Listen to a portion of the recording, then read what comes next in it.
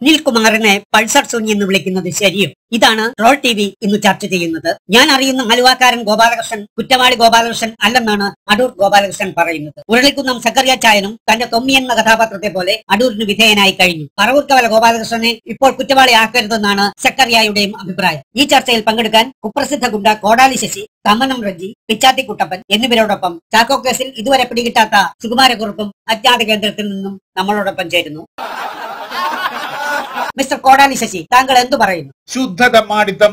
ദിലീപ് പ്രതിയാണെന്ന് പറയുന്ന മാധ്യമ പ്രവർത്തകരെ കൊതുകുതിരി പോലും കൊടുക്കാതെ ജയിലിൽ പിടിച്ചിട്ടതാണ്.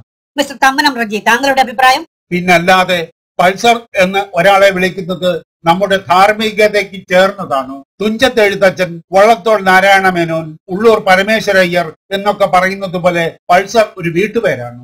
ആണെന്ന് തെളിയുന്നത് വരെ സുനിൽകുമാർ സാർ എന്ന് തന്നെ വിളിക്കണം. ഇതിനോട് പ്രതികരിക്കാൻ ചാക്കോ കേസ് പ്രതി സുകുമാരക്കുറുപ്പ് അജ്ഞാത കേന്ദ്രത്തിൽ നിന്നും നമ്മളോടൊപ്പം ചേരുന്നു.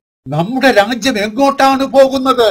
എന്നോട് കാട്ടിയ അനീതി ഇപ്പോൾ എല്ലാവരോടും കാട്ടുന്നു. പിന്നെയും എടുത്ത അടൂർ ഗോപാലകൃഷ്ണൻ സാറിനോട് ചോദിക്കേ. ഞാൻ അറിയുന്ന അടൂർ സാർ അങ്ങനെ പറയില്ല. എപ്പോഴെങ്കിലും പോലീസ് പിടിച്ചിട്ട് കിട്ടാതെ പോയ പുള്ളിയാണോ ഞാൻ? അല്ല. വേണമെങ്കിൽ പിടിക്കാപ്പുള്ളി എന്ന് വിളിച്ചോളൂ. ഒരാളെ പിടിച്ചിട്ട് കിട്ടാതെ വരുന്നത് വരെ പിടികിട്ടാപ്പുള്ളി എന്ന് വിളിക്കരുതെന്ന് സെക്കറിയായുടെ സുവിശേഷം 10-ാം അധ്യായം 11-ാം വാക്യം വായിക്കുക. എന്താണ് താങ്കളുടെ അഭിപ്രായം? ഞമ്മക്ക് ഒറ്റ ബാപ്പാനേ ഉള്ളൂ. സുനിയെ പൾസർ സുനി എന്ന് വിളിക്കുന്നത് ഹറാം പറപ്പ്. പൾസർ ഉപയോഗിക്കുന്നത് കൊണ്ടാണോ ഓനെ പൾസർ സുനി എന്ന് വിളിക്കുന്നത്? എങ്കിൽ പൾസർ സുനിയെ ഉപയോഗിക്കുന്ന ഗോപാലകൃഷ്ണനെ എന്ത് വിളിക്കണം? പൾസർ ദിലീപ് എന്ന് വിളിച്ചാളി.